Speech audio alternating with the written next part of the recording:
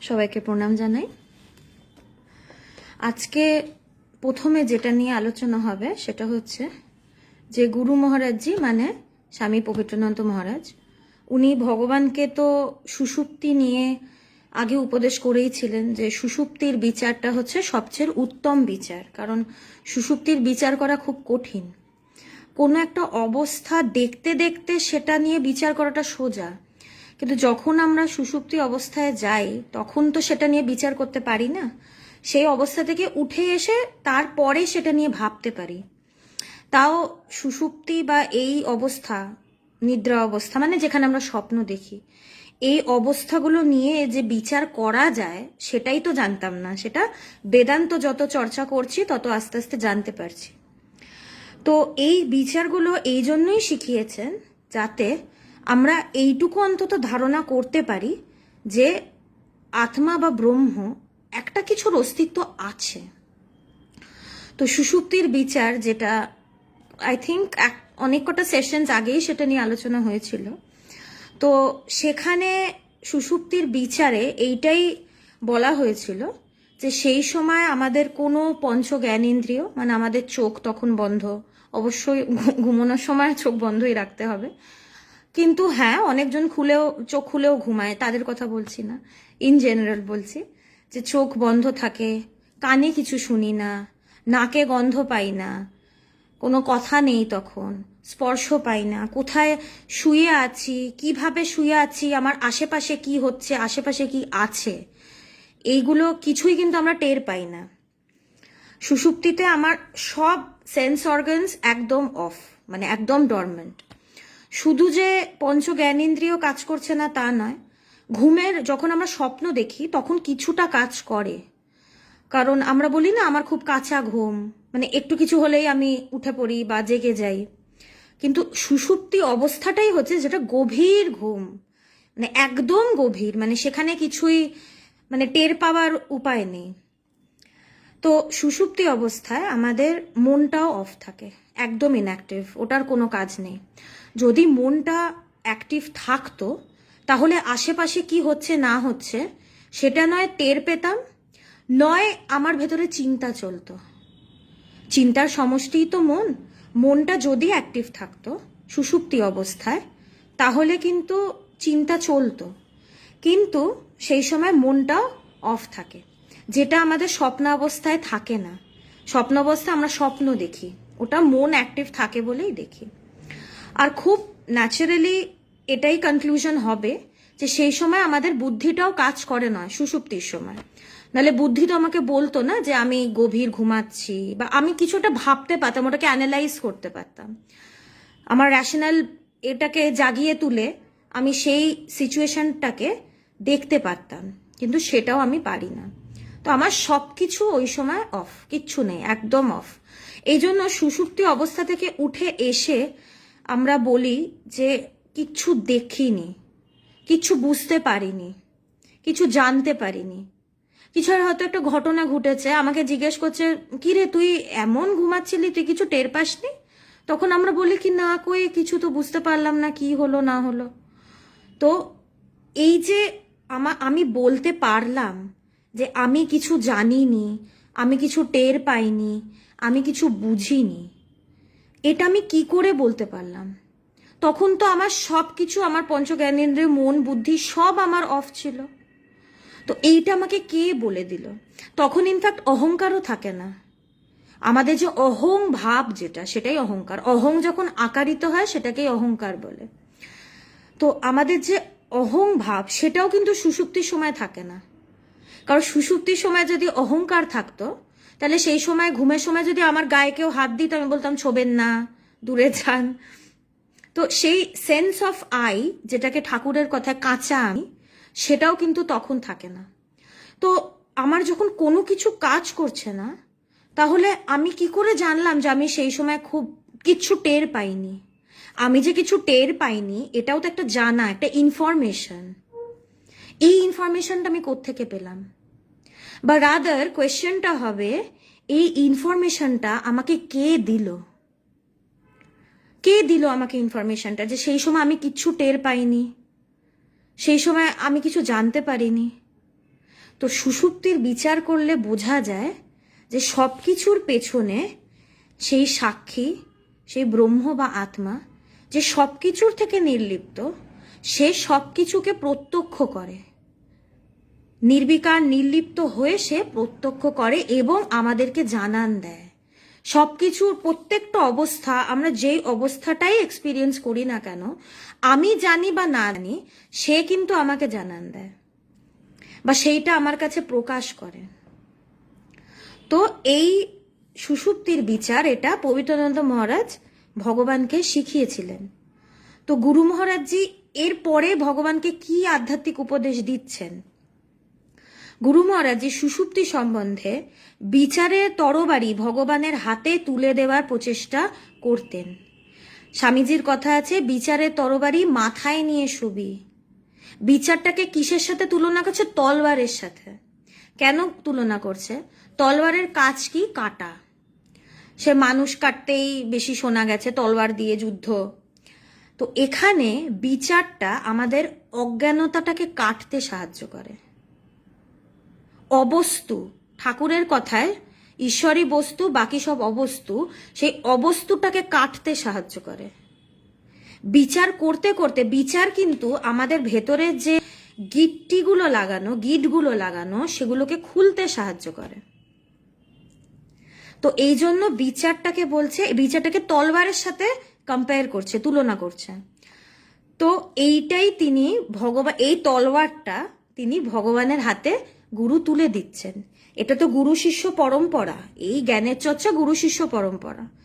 তো যেমনি আগে রাজা মহারাজাদের সময় রাজা কি করতো? নিজের মাথার তাজটা খুলে ছেলের হাতে দিত, মানে এবার তুমি আমার লেগেসিটাকে কন্টিনিউ করবে, তুমি এই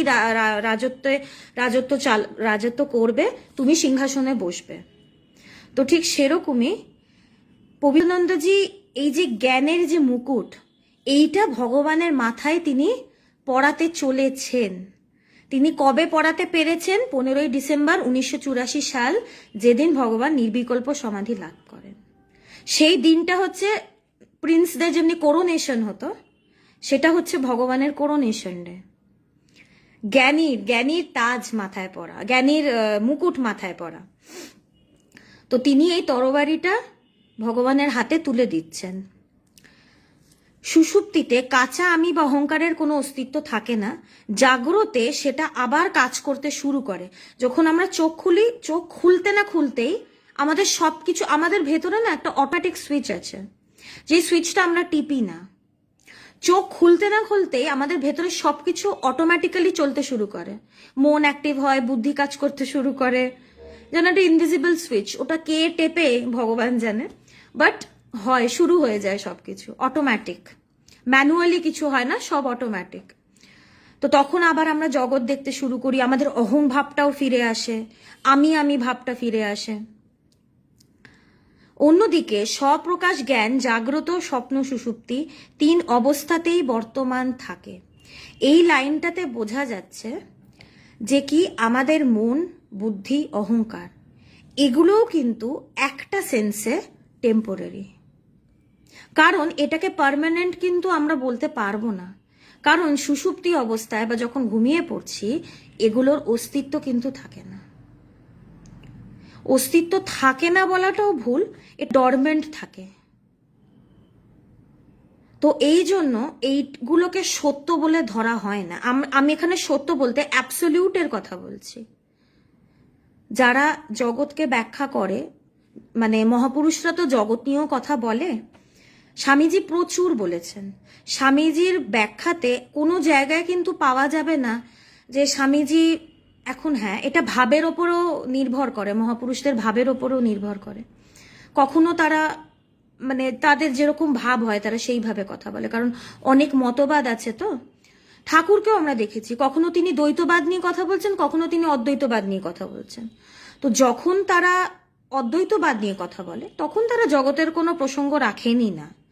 কিন্তু অন্য সময় জ্ঞানযোগে যদি দেখি, স্বামীজি খুব সুন্দর, যখন তিনি মায়া নিয়ে কথা বলছেন তখন কিন্তু কোনো জায়গায় তিনি লেখেননি যে জগৎটা উড়িয়ে দাও বা মিথ্যা, কারণ তখন তারা মানে স্বামীজি এমন কিছু মানুষের সাথে কথা বলছিল যারা সদ্য বেদান্তটাকে শুনছে।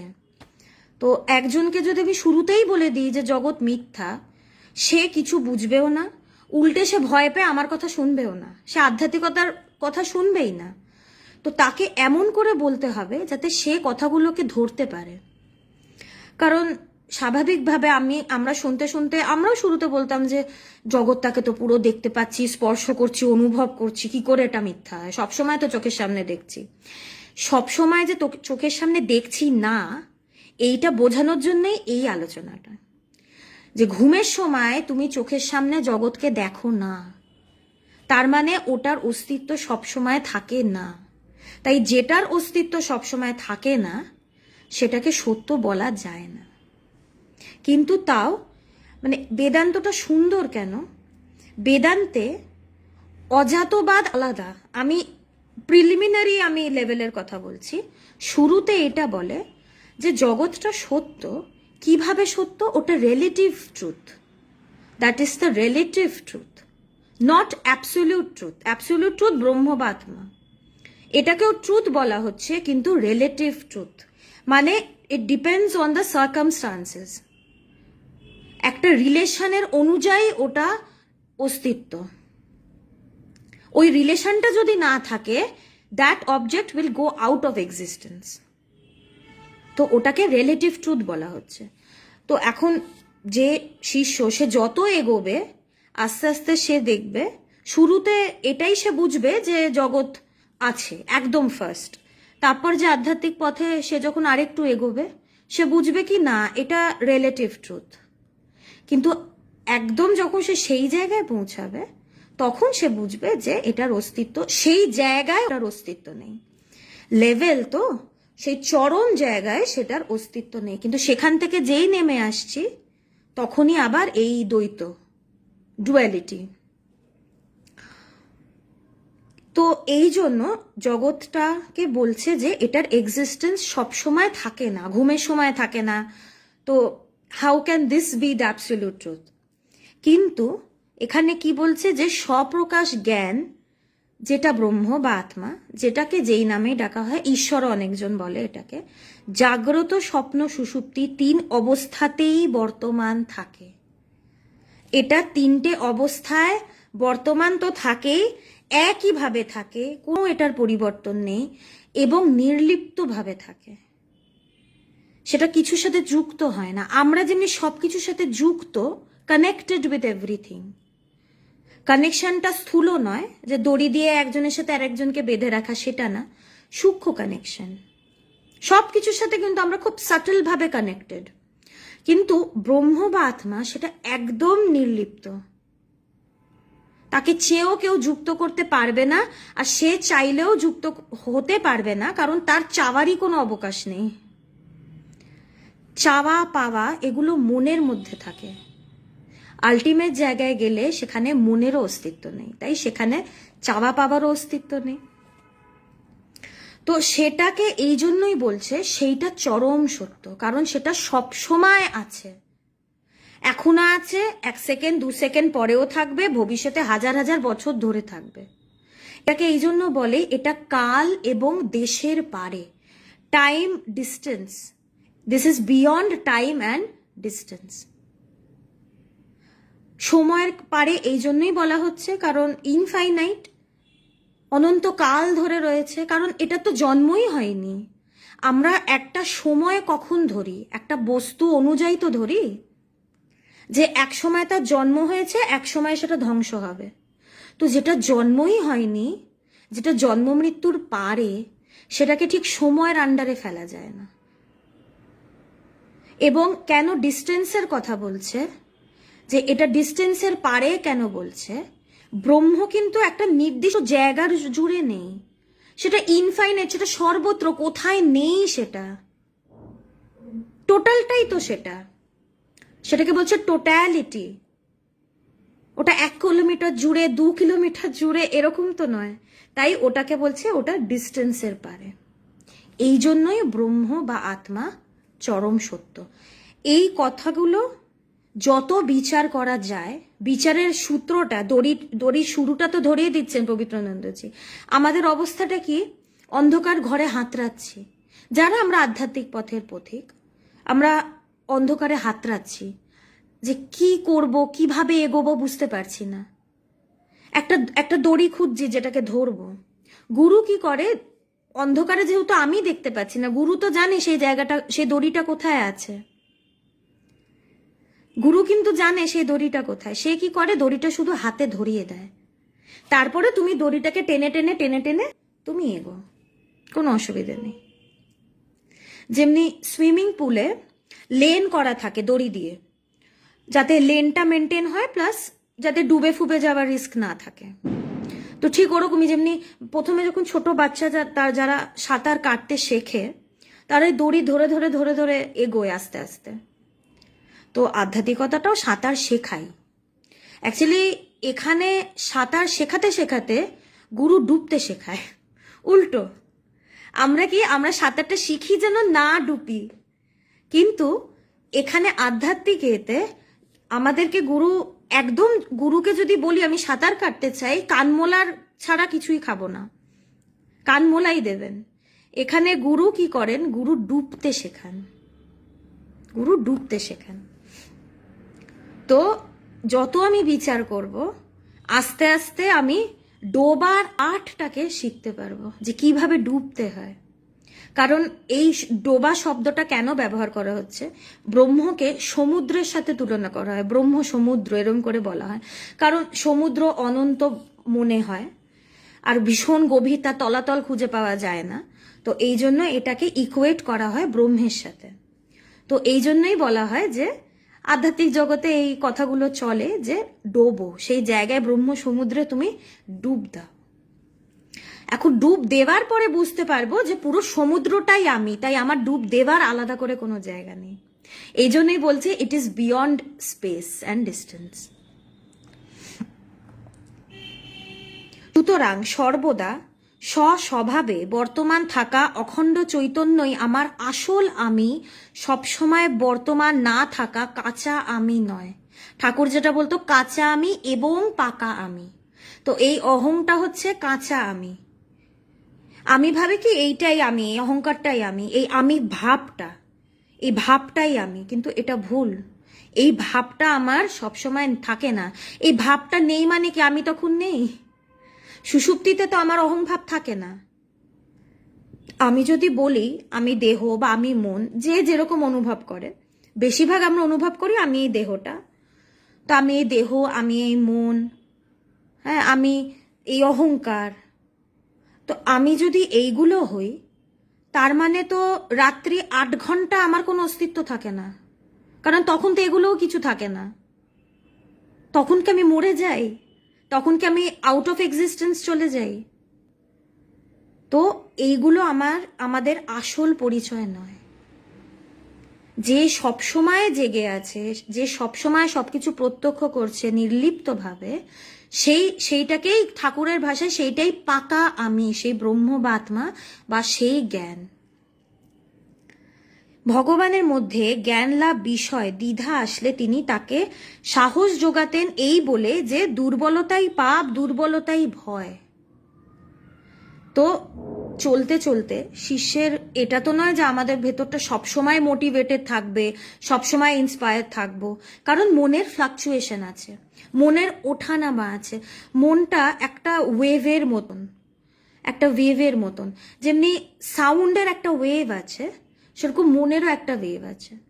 কখনো সেই ওয়েভলেন্থটা অনেক ওপরে ওঠে, তখন আমরা বেশ motivated, inspired, want to do something different, তখন আকাশ ছুতে চাই, এরম একটা মোটিভেটেড ফিলিং।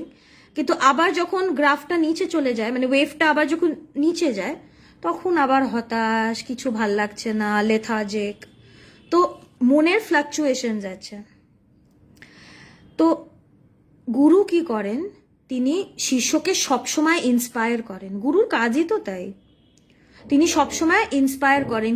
কি বলেন? ভগবানকে যেটা তার গুরু বলেছিল স্বামী পবিত্রানন্দ মহারাজ, যে দুর্বলতাই পাপ, দুর্বলতাই ভয়। পাপ বলে যদি কিছু থাকে সেটা হচ্ছে দুর্বলতা।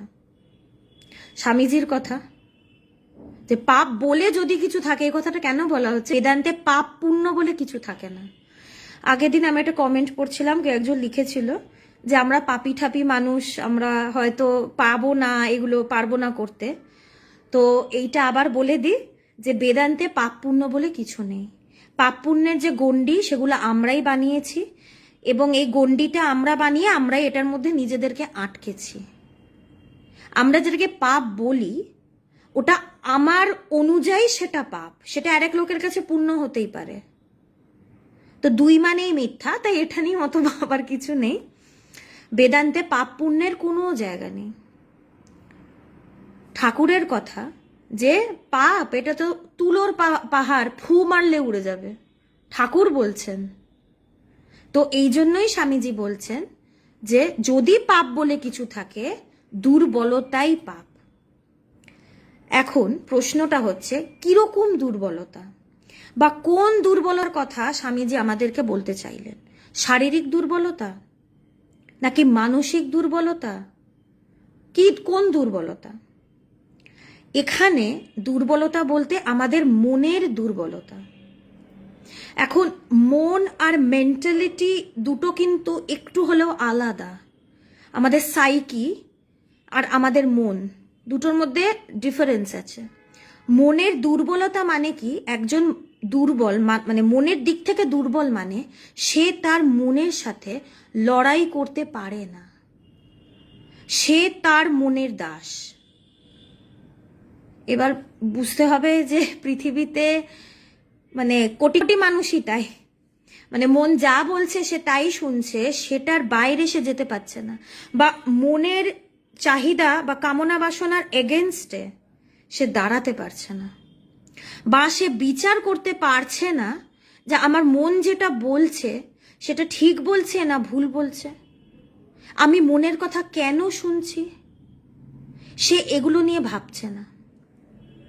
আমি তো মনের এত কামনা বাসনা অলরেডি পূরণ করেছি, তাও আমি শান্তি পাচ্ছি না কেন? মন আমাকে শান্তি দিচ্ছে না কেন? মনের চাহিদা শেষ হচ্ছে না কেন? এইটা হচ্ছে দুর্বলতা। এইগুলো না ভাবা, ফাইট না করা। আধ্যাত্মিকতা কিন্তু নিজের সাথে নিজের যুদ্ধ। এটা কিন্তু একটা যুদ্ধ, নিজের সাথে নিজের যুদ্ধ। আর যুদ্ধ বলতে আমি বোঝাচ্ছি মানে একদম প্রপার ব্যাটল, মানে আগেকার সময় যেমনি যুদ্ধ হতো এবং বিভিন্ন ফরমেশন হতো, এই ফরমেশন ওই ফরমেশন, অভিমন্যু ঢুকে আর বেরোতে পারলো না। তো সেরকমই আমাদেরও মনের সাথে মানে একটা chess, it's like a chess game, a game of chess. আমাকে দেখতে হবে আমার যেন চেকমেট না হয়, আমি যেন মনকে চেক দিতে পারি। আমাদের মন কি করে? মন আমাদের সবসময় চেকমেট করে দেয়, বাট মনকে চেক দিতে হবে। You have to check your mind. It's applicable in both ways. দুভাবেই ইমপ্লিকেশনটা বোঝা যাচ্ছে। তো এইটাই হচ্ছে দুর্বলতা। এবং আমরা কি করি? আমরা ভাবি আমরা এই দুর্বলতাটাকে নর্মালাইজ করেছি। আমরা জানি এটাই নর্মাল, সবার মন দুর্বল, এইভাবেই আমাদেরকে চলতে হবে, কিছু করার নেই, এর বাইরে কিছু যাওয়ার নেই। বাইরে কি করে যাব? সবাই তো একইভাবে চলছে। এই জন্যই মহাপুরুষরা আসেন। তো তারা এটাই বলতে আসেন যে এটা নর্মাল নয়, এটাকে নর্মালাইজ করো না, রাস্তা আছে, নিজেকে সবল করে তোলার রাস্তা আছে। হ্যাঁ, পাপ আর পুণ্য, একজন প্রশ্ন করেছেন পাপ আর পুণ্য শব্দ দুটো কি তাহলে আপেক্ষিক? অবশ্যই আপেক্ষিক। কারণ আমি যেটা পাপ বলে মনে করি, আর একজন হয়তো সেটাকে পুণ্য বলে মনে করে। তো আমারটা সত্য না তারটা সত্য? আমারটা সত্য আমার দৃষ্টিকোণ দিয়ে সত্য, এবং তারটা সত্য তার দৃষ্টিকোণ দিয়ে সত্য। তো এখানে তো ডাইলেমা, ডুয়ালিটি। আর যেখানে ডুয়ালিটি সেখানে ঝামেলা হবে। আমাদের এই সংসারে, জগৎ সংসারে এত মানে অসুবিধে কেন? ডুয়ালিটির জন্য।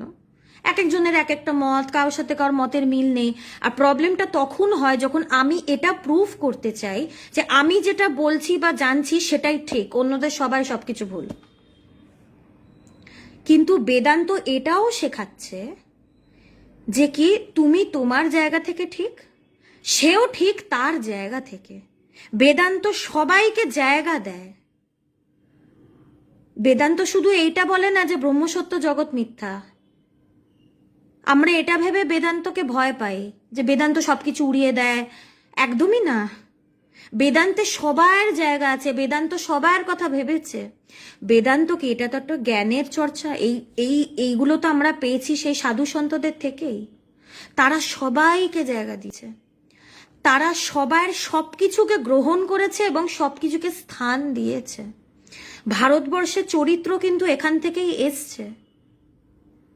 আমাদের ভারতবর্ষের যে ক্যারেক্টার, সেটা কিন্তু একটা মিক্সড ক্যারেক্টার। কেন?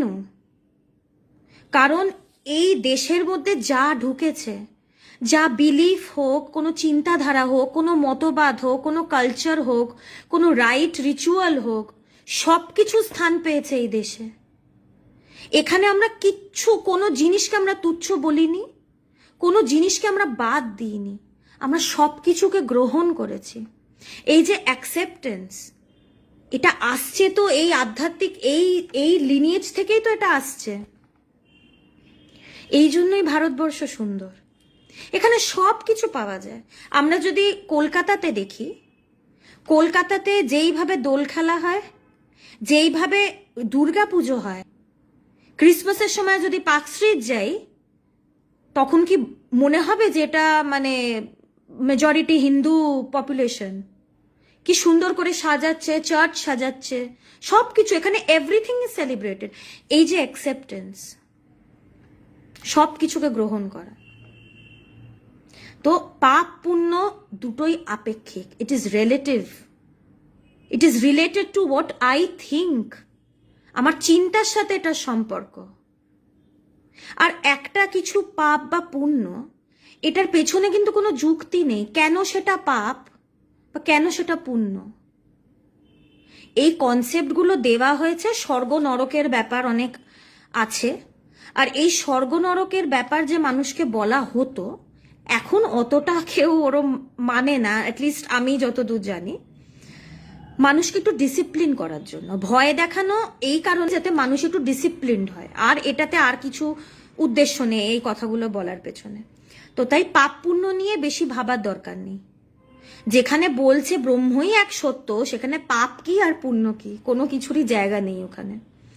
তো তাই আমরা যেন নিজেদেরকে পাপিষ্ট না ভাবি, কারণ এই পৃথিবীতে কেউ পুণ্যবতী বা পুণ্যবানও নয়, কেউ পাপীও নয়, সবাই সেই ব্রহ্মই। সেটাই সবার আসল স্বরূপ, সবার। এবং ব্রহ্মস্বরূপে আমরা চির অবিচ্ছিন্ন এক। পবিত্রানন্দজির কথা তিনি ভগবানকে চিঠিতে লিখছেন। আত্মস্বরূপে এক্স্যাক্টলি এইটাই উনি লিখেছিলেন, ব্রহ্মস্বরূপে না, আত্মস্বরূপে আমরা চির অবিচ্ছিন্ন এক। তো এর চেয়ে বড় ওয়াননেসের কথা কোথায় আসবে? এইখান থেকেই এই কথাটা আসছে, বাসুদেব কুটুম্বাকাম, the whole world is my family. পুরো পৃথিবী আমার পরিবার। আত্মীয় বলা যাবে না, আমিই তো আত্মীয়। মানে কি, আমার থেকে আলাদা কেউ আমার সাথে সম্পর্কিত, রক্তের সম্পর্ক, তাদেরকে আমরা আত্মীয় বলি। আত্মা থেকে আত্মীয়, যে আমি যা সেও তা, এই সেন্সে আত্মীয় কথাটা ওখান থেকেই। আত্মীয় কথা যে রক্তের সম্পর্ক শুধু তা কিন্তু নয়। রক্তের সম্পর্কটা খুব, আমি মনে করি খুব চিপ একটা ইন্ট্রোডাকশন। রক্তের সম্পর্ক আত্মার সম্পর্ক, আমরা চির অবিচ্ছিন্ন এক। এই জন্যই বেদান্ত খুব সুন্দর সাবজেক্ট, খুব সুন্দর। এটা মানুষকে সুন্দর করে, সুন্দর বানায়, মানুষের মন, চিন্তা ভাবনা সবকিছুকে সুন্দর বানায়। তো দুর্বলতাই পাপ, দুর্বলতাই হয়। যারা দুর্বল তারা ভীতু। এবং এটাকেই বলছে যদি পাপ বলে কিছু থাকে, আমরা যেন এটাকেই পাপ বলে ধরি। তাই যখনই দুর্বল মনে হবে নিজেকে, স্বামীজির কথাটা যেন মনে করি যে এটাই পাপ, আর যেন সেই পাপটা না করি। তো আমরা যেন নিজেদেরকে সবল করতে পারি। একটা প্রশ্ন এসছে, আমি ঠিক প্রশ্নটা বুঝছি না, আর একটু যদি ইলাবোরেটলি লেখেন যে জুডিশিয়ালি, হ্যাঁ আচ্ছা এবার বুঝেছি, জুডিশিয়ালি এইগুলো করা হয় কেন? আজকে যদি আধ্যাত্মিকতাটা একদম ফুল ফ্লেজেড পুরো সবাই পৃথিবীর চর্চা করতো, তাহলে জুডিশিয়াল সিস্টেম আসতোই না। সত্যযুগে মনে হয় না কোনো কোর্ট কাছারি লয়ার কেউ ছিল, কিন্তু আফসোস যেটা বলে, আনফর্চুনেটলি আধ্যাত্মিকতা চর্চা করার লোক খুব কম। যদি করা হতো তাহলে এগুলোর কোনো প্রয়োজন হতো না। আর সমাজ মানুষ এমন করে তৈরি করেছে, সমাজটা কিন্তু দাঁড়িয়ে আছে সেলফ সেন্টার্ডনেসের ওপর। সমাজে সবাই কিন্তু নিজের সার্ভাইভেলের জন্য লড়ছে, অন্যদিকে তাকানোর কিন্তু মানুষের সময় নেই, নিজেরটা দেখে নি। তো এটার জন্যই জুডিশিয়াল সিস্টেম। একজন নিজেরটা দেখার জন্য সে যা দরকার সে যা তা করতে পারে, এটার জন্য জুডিশিয়াল সিস্টেম। একটা ডিসিপ্লিন রাখার জন্য জুডিশিয়াল সিস্টেম। একজন যদি বেশি পায় অন্যরা প্রোটেস্ট করবে, তখন একটা ডিসব্যালেন্স আসবে। একটা সমতল, একটা ইউনিটি রাখার জন্য বাহ্যিক দিক থেকে অবভিয়াসলি জুডিশিয়াল সিস্টেম আছে, মানে সেটা ফোর্সড। এখন যখন ল বার করে সেটা তো আমাদের উপর ফোর্স হয় যে ইউ হ্যাভ টু ফলো, যদি ফলো না করো পুলিশ কাছারি এইসব। এই জন্য আমাদেরকে ফোর্স করছে যাতে আমরা একটু হলেও ডিসিপ্লিন থাকি। তো একটা ব্যালেন্স মেনটেন করার জন্য জুডিশিয়াল সিস্টেম। কিন্তু আধ্যাত্মিকতা যদি পুরো পৃথিবীর কোটি কোটি সবাই না 100% লোক যদি চর্চা করতো, তাহলে কোনো এইসব সিস্টেম লাগতো বলে আমার মনে হয় না। তো I think this is Y judicial system আছে এবং এইসবের বিচারগুলো দেওয়া হচ্ছে। তো এরপরে 19 নম্বর পত্রে পবিত্রানন্দ মহারাজ তিনি কি লিখলেন ভগবানকে, ইংলিশে quote unquote, I expect more from you, অর্থাৎ আমি তোমার থেকে আরো আশা করি। তো আমাদের একটা প্রশ্ন আসতে পারে, কারোর ভেতরে এসেছে কিনা জানি না, এটা শুনে যদি সবার ভেতরে প্রশ্ন আসে যে আমরা যখন একজন গুরুর কাছে যাই, আমরা যাই একটা পার্টিকুলার মাইন্ডসেট নিয়ে। কেউ যায় একটু জাস্ট দীক্ষা নেবার জন্য, একটু জব করবে। খুব কম মানুষ আছে যারা সেই সত্যকে জানার জন্য গুরুর কাছে যায়, খুব কম মানুষ। এখন তো আরোই না। এখন মানে ম্যাক্সিমাম হচ্ছে কি এগুলো ভাল লাগে, একটু নাম কীর্তন ভাল লাগে, একটু ঠাকুরের কথা শুনতে ভাল লাগে। কিন্তু ঠাকুরের কথা শুনতে ভালো লাগা আর আধ্যাত্মিকভাবে ভীষণ মানে সিরিয়াস হওয়া দুটো কিন্তু এক নয়। আধ্যাত্মিকতাটা ভালো লাগা নয়, ভালো লাগা অনেক কিছু হতে পারে, একটা পাস টাইমের জন্য করতে পারি। আধ্যাত্মিকতাটা জীবন, that is more intense, more serious. তো বিভিন্ন কারণে আমরা যাই। তো আমরা জানি আমরা কি চাই গুরুর কাছে গিয়ে। আবার অনেকজন যাই নিজের সাংসারিক প্রবলেম সলভ করার জন্য, যেটা একদমই উচিত নয়, সেটা বেকার গুরুকে ডিস্টার্ব করা। সে তো আমার আধ্যাত্মিক প্রবলেম সলভ করার জন্য বসে নেই। স্বামীজি মানুষের সাংসারিক দুঃখ কষ্ট সলভ করার জন্য আমেরিকাতে গিয়ে দিনের পর দিন না খেয়ে কথা বলেননি। তিনি সবাইকে সত্য জানানোর জন্য গেছিলেন। এটা তাদের বিষয়। তো যার যেটা বিষয় তাদেরকে তো সেটা নিয়েই প্রশ্ন করতে হয়। তো এখন একজন আধ্যাত্মিক গুরুর কাছে গিয়ে যদি আমি বলি আমার মেয়ে চাকরিটা দেখে দিন, তাহলে কিছু বলার নেই। মানে সে যদি আমার মেয়ের চাকরি দেখে দিতে পারতো তাহলে তো তিনি নিজেই সেই চাকরিটা করতে পারতেন। তো আমাকে যদি কেউ বলে যে ওনার কাছে ভগবানের কাছে গেলে উনি কি এরকম কিছু বলেন, আলাম না, উনি মাথায় হাতও দেন না, আশীর্বাদও করেন না। তাই আপনার যদি এরকম কিছু লাগে আপনি জ্যোতিষের কাছে গিয়ে তাবিজ কবচ ধারণ করতে পারেন। লোককে মিথ্যে কথা বলে তো লাভ নেই। আমাদের বেদান্ত সোসাইটিতে এইসব হয় না যে মাথায় হাত দিন, এই আশীর্বাদ করুন, ছেলে চাকরি দিন। ভগবান পরিষ্কার বলে দেয় যে আমার মাথায় হাত দিয়ে আশীর্বাদ করে চাকরি দেবার শক্তি আমার নেই। আমি আধ্যাত্মিক কথা বলতে পারি, ওখান থেকে আপনার কিছু উন্নতি হতে পারে। এর বাইরে আমি কিচ্ছু পারি না। আপনার যদি প্রয়োজন হয় আপনি অন্য কারোর কাছে যেতে পারেন, পরিষ্কার কথা। তো আমার মনেও আছে ভগবানের কাছে একজন এসছিল, একজন মা, সে তার ছেলেকে নিয়ে, ছেলেটা একটু ছোট ছিল, ছেলেটাকে নিয়ে এসছিল। কথাটাকে অন্যভাবে নেবেন না, কথাটা অ্যাকচুয়ালি খুব মানে স্পিরিচুয়াল দিক থেকে খুব ইম্পর্টেন্ট কথা। তো সেই মা ভগবানকে বলছিল যে আমার বাচ্চার মাথায় হাত দিয়ে একটু আশীর্বাদ করুন, সে যাতে মানুষ হয়। তখন ভগবান বলেছিল আগে আপনি মানুষ হন, তারপরে আপনি আপনার ছেলে মানুষ করবেন। আমরা মানুষ ঠিক ঠিক হতে পারি না বলে আমরা কাউকে মানুষ করতেও পারি না। মানুষ বলতে কিন্তু অনেক কিছু বোঝায়। মানুষ মানে প্রকৃত অর্থে মানুষ, সেটা কিন্তু খুব কম লোক, খুব কম। তো ভগবান ওই জন্য কোনোদিন মাথায় হাত দেওয়া, হাত তুলে আশীর্বাদ করে দিলাম, এইসব তিনি কোনোদিন পছন্দও করেন না, কোনোদিন বলেনও না। আর ভগবান এটাও বলেন যে আমি যদি তাবিজ কবচ দিতাম হাজার হাজার লোক আমার কাছে আসতো, কিন্তু আমি তো সেটা করতে পারবো না।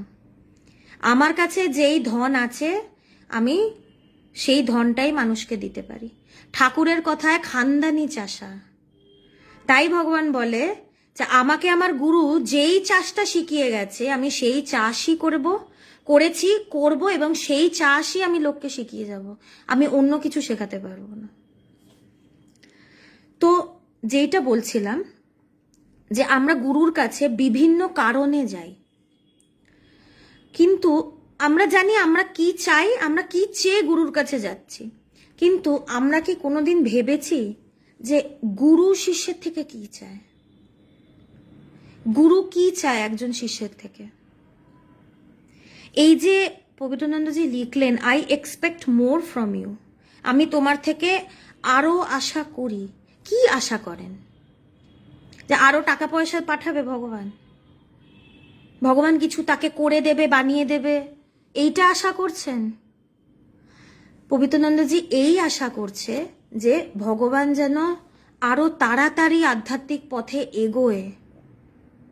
এইটা সব, যে সে যদি সদ্গুরু হয় তার এইটার বাইরে আর কোনো চাওয়া থাকবে না। এই কথাটার মানে এটাই। এতে ভগবান আবার মানসিক দ্বিধাদ্বন্দ্ব ঝেড়ে পূর্ণ উদ্যমে সাধনায় ঝাঁপিয়ে পড়লেন। এই কথাটা যে তিনি বললেন, এটা যে শুধু ভগবানকে ইন্সপায়ার করার জন্য বললেন তা না। এই কথাটা এই কারণেও বললেন, তিনি বুঝিয়ে দিলেন যে এটা আমি চাই, তোমার থেকে আমি এটা চাই যে তুমি আরো এগো, আধ্যাত্মিক পথে আরো এগো। আর তিনি এটাও বুঝিয়ে দিলেন যে আমি তোমার থেকে আরো বেশি আশা করছি, মানে তুমি সেই আশাটা পূরণ করতে পারবে। গুরু তো বোঝে তার শিষ্য কিরকম, গুরু বোঝে যে কোন শিষ্য কিরকম। একটা মা কিন্তু বোঝে তার সন্তান কিরকম, সে কি খেতে পছন্দ করে না, সে কিরকম, তার স্বভাব কিরকম, তার ক্যারেক্টার কিরকম। একটা মা কিন্তু বোঝে ওর কি ভালো লাগবে কি লাগবে না। তো গুরুও কিন্তু সেরকম। তাই এই কথাটাতে মানে এক ঢিলে দুই পাখি আর কি। এই একটা কথাতে ভগবানের যা ভেতরে দ্বন্দ্ব, দ্বিধা, যা দুর্বলতা সব তো কেটে গেলই। হ্যাঁ, এটার আরেকটা ব্যাপার আছে, ভগবানের যে এই কথাটাতে তার দুর্বলতা কাটলো, এটার কারণ যে তিনি তার গুরুর প্রত্যেকটা কথা শিরোধার্য করে রাখা আর কি।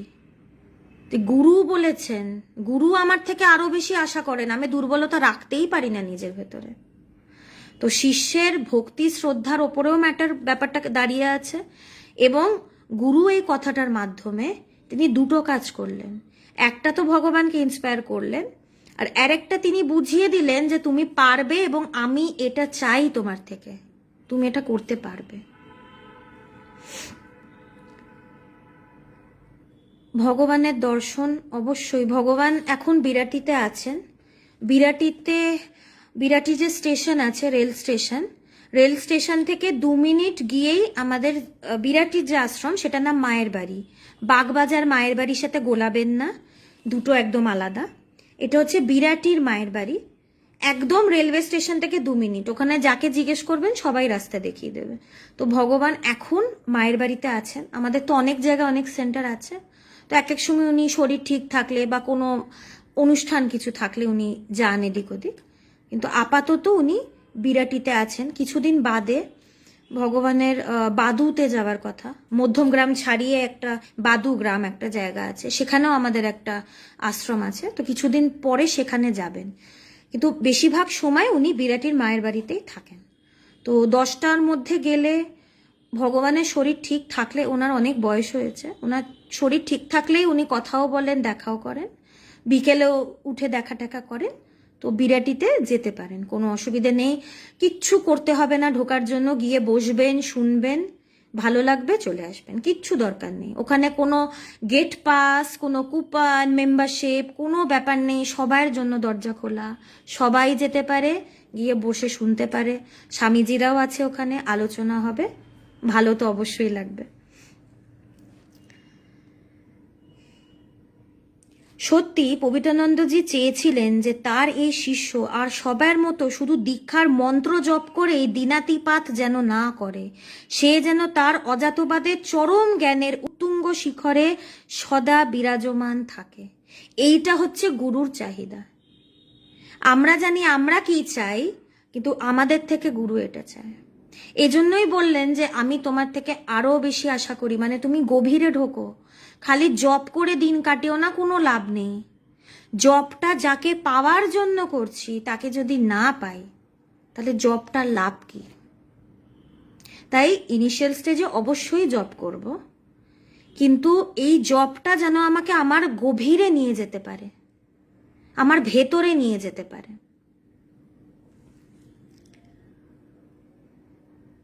এর একটি ঘটনা ঘটেছিল, একটু ব্রিফলি বলছি ঘটনাটা।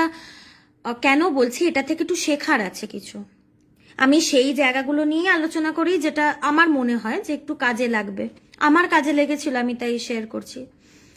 তো ভগবান একবার গেছেন, জনাইতে গেছেন, এবং তিনি গিয়ে দেখছেন যে গুরুদেব, তার গুরুদেব স্বামী পবিত্রানন্দজি, তিনি দাঁড়িয়ে আছেন স্টেশনে তাকে রিসিভ করবে বলে।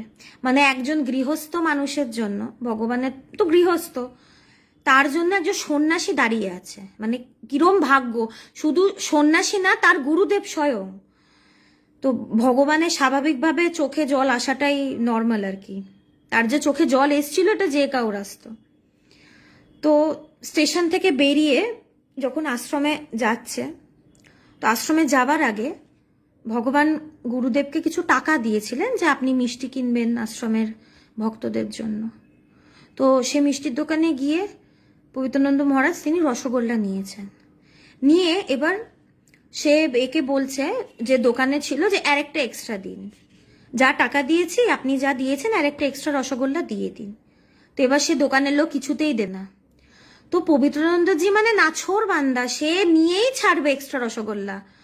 তো ভগবান পাশে দাঁড়িয়ে ভাবছে যে টাকাটা তো আমি দিচ্ছি, তো আমি চাইলে আর একটা রসগোল্লার পয়সা দিতে পারি।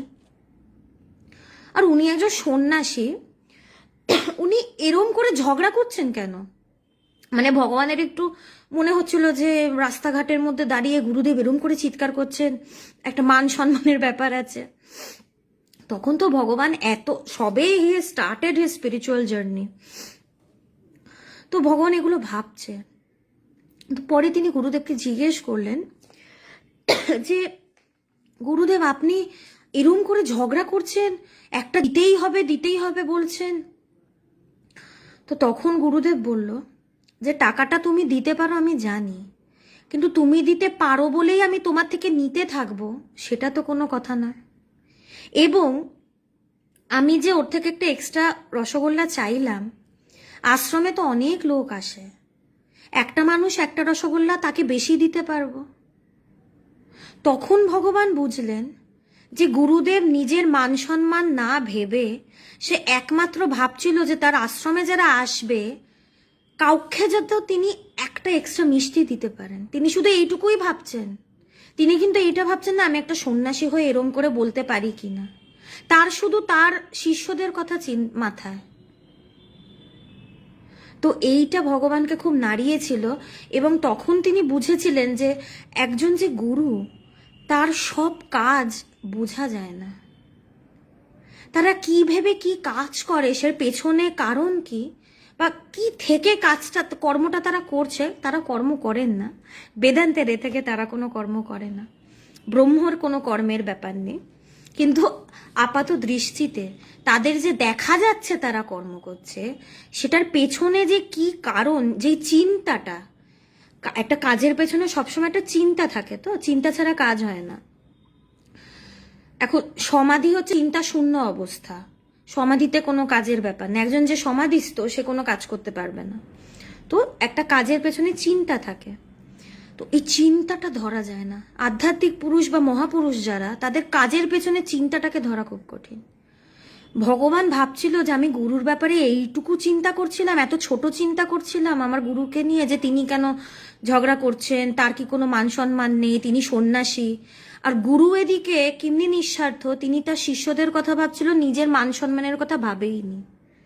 এইটা হচ্ছে আধ্যাত্মিক ক্যারেক্টার। এই ঘটনাটা থেকে বোঝা যায় যে পবিত্রানন্দজি কিরম জ্ঞানী ছিলেন। তার কোনো অহংকারই নেই, মান সম্মানের কনসেপ্টই তার নেই। আর কিরকম তিনি নিঃস্বার্থ, তিনি কিরম প্রেমিক, তিনি নিয়েই ছাড়লেন একটা এক্সট্রা মিষ্টি, যে আরেকজন যদি চলে আসে সে কি খালি মুখে আশ্রম থেকে ফিরে যাবে, সে আমি তাকেও যেন একটা মিষ্টি দিতে পারি। এবং এটার জন্য যদি আমাকে, আর এটাও তো ঠিক, সেই দোকান থেকে একটা রসগোল্লা, সেটা না দেবার কিছু নেই, একটা রসগোল্লা। এরকমও হয় দিনের শেষে তারা অনেক মিষ্টি ফেলে দেয়, আমি প্রচুর জায়গায় দেখেছি মিষ্টিগুলো পুরো ওয়েস্ট ফেলে দেয়। তো একজন যদি খেয়ে আনন্দ পায়, একটা রসগোল্লা আমি দিতেই পারি। উনি এমন কিছু মানে অন্যায্য, মানে যেই মানে এমন কিছু তিনি দাবি করেননি যেটা মানে ভুল দাবি, একটা রসগোল্লাই শুধু চেয়েছেন। তো তিনি কিরকম তার ভেতরে ভালোবাসা মানুষের প্রতি। আমরা কি দেখি, বাবা আর একটা দিচ্ছে না, থাক, আমাদের প্রেস্টিজের ব্যাপার, প্রেস্টিজ আমরা বলি না, প্রেস্টিজ পাংচার করিস না, এই কথাগুলো আমরা খুব বলি যে বাবা আমার প্রেস্টিজ পাংচার হয়ে যাবে। কিন্তু মহাপুরুষরা প্রেস্টিজের কথাই ভাবে না, তো পাংচারের কথা তো আরো ভাববেন না। তারা একটারই পাংচার বোঝেন। পাংচার মানে কি, ফুটো হয়ে যাওয়া, গাড়ির টায়ার পাংচার। তারা প্রেস্টিজের পাংচারের কথা মানে তারা মনে রাখেন না। তাদের পাংচারের বিষয় হচ্ছে অজ্ঞানতা। তারা অজ্ঞানতা, ইগনোরেন্সের পাংচারটা তারা বোঝে, যে অজ্ঞানরূপী যে বেলুনটা ফুলে রয়েছে, সেটা এই বেদান্তের যে সেফটি পিন সেটা দিয়ে ফাটিয়ে দাও। এই পাংচারটা তারা বোঝেন। তো এই ঘটনাটা ভগবানকে একটা শিক্ষা দিয়েছিল, এবং ভগবান তারপর থেকেই তিনি বুঝেছিলেন যে তার গুরুদেব কি জিনিস, এবং তিনি খুব লজ্জাও পেয়েছিলেন যে আমি আমার গুরুর ব্যাপারে এগুলো ভাবছিলাম।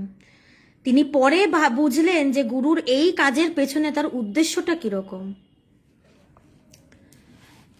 তো এরপরে আবার আধ্যাত্মিক প্রসঙ্গ আসছি।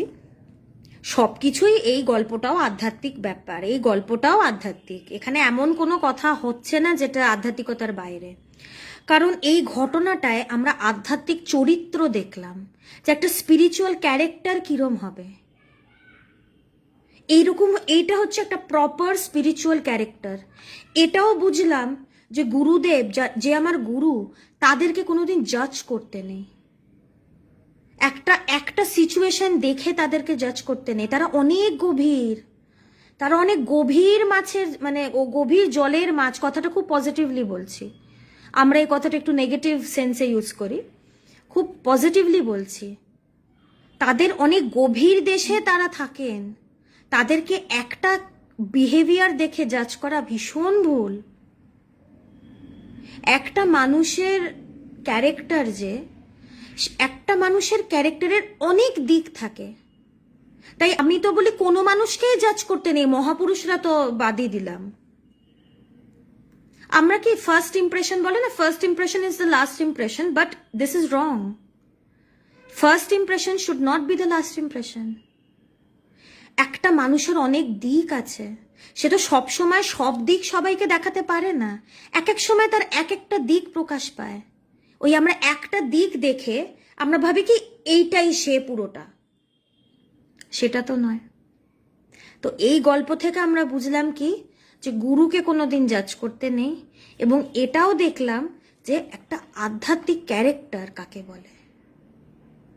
তো কোনো আলোচনাই এখানে আধ্যাত্মিকতার বাইরে নয়, একটা প্র্যাকটিক্যাল এক্সাম্পল আমরা পেলাম। বরঞ্চ স্বপ্ন দেখা পদার্থগুলিকে মিথ্যা বলে প্রমাণ করে যে জাগ্রতকালীন জ্ঞান বা সুষুপ্তিতে ভালো ঘুম হয়েছে এবং ঘুমে কিছু দেখতে পাইনি, জেগে উঠে যে জ্ঞানের সাহায্যে বলি অথবা জাগ্রতকালে সারাদিন আমার মনে কি চিন্তাভাবনা এসেছে, কি কাজকর্ম করেছি, তা যে জ্ঞানের সাহায্যে জানান দেয়, সেই জাগ্রত স্বপ্ন বা সুষুপ্তিকালীন জ্ঞান একটাই। খুব ইম্পর্ট্যান্ট। এখন আমাদের এটা বিচার করতে করতে প্রচুর মানুষের এই প্রশ্নটা আছে বলেই যিনি এই বইটা লিখেছেন স্বামী প্রজ্ঞানন্দ মহারাজ, তিনি এবার এইটার ক্ল্যারিফিকেশন করছেন। এই প্রশ্নটা অনেকজন বলে যে আচ্ছা, জেগে থেকে যে জ্ঞানটা আমাদেরকে সবকিছু দেখাচ্ছে, সুষুপ্তি অবস্থায় থেকে ওঠার পরে যে জ্ঞানটা আমাদেরকে জানান দিচ্ছে, বা নিদ্রা অবস্থায় যে জ্ঞানটা আমাদেরকে জানান দিচ্ছে, তিনটে কি এক না আলাদা? প্রশ্নের উত্তরটা একটু পরে দিচ্ছি, হ্যাঁ, আমি এই আলোচনাটা করে নিই। তো এই প্রশ্নটা আসে যে তিনটে জ্ঞান কি এক না আলাদা আলাদা? উত্তর হচ্ছে তিনটেই এক। তার কোনো পরিবর্তন হয় না, কারণ সে তো নির্লিপ্ত, তার কোনো পরিবর্তন নেই। সেই একটাই জ্ঞান একদম সবকিছুর পেছনে, সবকিছুর পারে, আড়ালে সে লুকিয়ে। সে যদি না লুকিয়ে থাকতো তাহলে ব্রহ্মজ্ঞান তো মুড়িমুড়কির ব্যাপার হতো। তো মানুষ তপস্যা করে করে মানে সারা জীবন তার কেটে যায়, ব্রহ্মজ্ঞান লাভ হয় না। তো তিনি আড়ালে লুকিয়ে থাকেন। তো এই বিচারটা কিন্তু একদিক থেকে একটু লুকোচুরি খেলা। বিচার আধ্যাত্মিকতা কিন্তু লুকোচুরি শেখায়, একটু লুকোচুরি খেলুন। হ্যাঁ, সে লুকিয়ে আছে, তাকে খুঁজে বার করো সে কোথায় আছে। তো সে সবকিছুর আড়ালে সে প্রত্যেকটা অবস্থাকে খুব নিউট্রালি সে প্রকাশ করছে, এবং একটাই জ্ঞান, তিনটে আলাদা আলাদা নয়। এই প্রশ্নটা কেন আসে? কারণ এই যে তিনটে অবস্থা, জাগ্রত, স্বপ্ন, সুষুপ্তি, তিনটে অবস্থা একদম আলাদা, তাই তো? জেগে আছি যেরকম, ঘুমের সময় সেরম না, সুষুপ্তিতেও সেরম না, একদম তিনটে একদম কমপ্লিটলি ডিফারেন্ট। তো এটা মনে হতে পারে যে একটা জ্ঞানই কি তিনটে এত কন্ট্রাস্টিং অবস্থাকে দেখাতে পারে? হয়তো জগতের জ্ঞান জগৎকে দেখায়, নিদ্রা অবস্থার জ্ঞান নিদ্রা অবস্থাকে দেখায়, আর সুষুপ্তির জ্ঞান সুষুপ্তিকে দেখায়। তো এরকম আমাদের ধারণা হয়, কিন্তু সত্যটা হচ্ছে, উত্তর হচ্ছে তিনটে জ্ঞানই এক। এবার আমি প্রশ্নটা পড়ছি, একটা প্রশ্ন: আধ্যাত্মিক উন্নতি কি বৈষয়িক উন্নতির পরিপন্থী না সহায়ক? কেননা এখন আইআইটি কলেজ ইউনিভার্সিটিতে বিভিন্ন, অবশ্যই সহায়ক। আমি প্রশ্নটা বুঝতে পেরেছি আপনি যেটা জিজ্ঞেস করছেন। অবশ্যই সহায়ক। এখন শুধু ইউনিভার্সিটি না, প্রচুর কর্পোরেট অফিসেও মেডিটেশনের কিন্তু একটা কোর্স করায়, বা একটা সময় অন্তত নির্দিষ্ট থাকে যেখানে প্রত্যেকটা এমপ্লয়ি বসে মেডিটেট করবে। আধ্যাত্মিকতাতে কি হয়, একদম ইনিশিয়ালি বলছি, যে কিছুদিন ধরে আধ্যাত্মিক পথে হাঁটছে, সবচেয়ে আগে তার যেটা হবে সেটা হচ্ছে তার মন শান্ত হবে। এখন প্রশ্ন আর একটা, যে মন শান্ত হলে কি এলো গেল? আচ্ছা, এবার এইটার একটা ডিসকাশনে আসি। আমরা যে কাজ করি, ডে টু ডে যা অ্যাক্টিভিটিস আমাদের থাকে, আমরা সেই কাজটা কিসের সাহায্যে করি? কিসের দ্বারা আমরা কাজ করি? খালি কি হাত পা দিয়ে করি? ফিজিক্যাল মুভমেন্ট, ফিজিক্যাল মোবিলিটি কি সব? আমরা মনের দ্বারা কাজ করি, প্রত্যেকটা কাজ মন দিয়ে হয়। এবার মন যদি চঞ্চল থাকে, মনের মধ্যে যদি দুঃখ থাকে, মন যদি হতাশ থাকে, কাজটা কি হবে?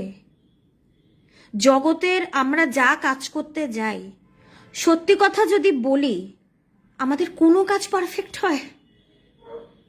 কোনো কাজ পারফেক্ট হয় না। আমরা এক্সপেক্ট করাই ছেড়ে দিয়েছি যে কাজটা ভালো হবে। কেন হয় না? কোনো কাজ কি আমাদের মনের মতন হয়? কেন হয় না?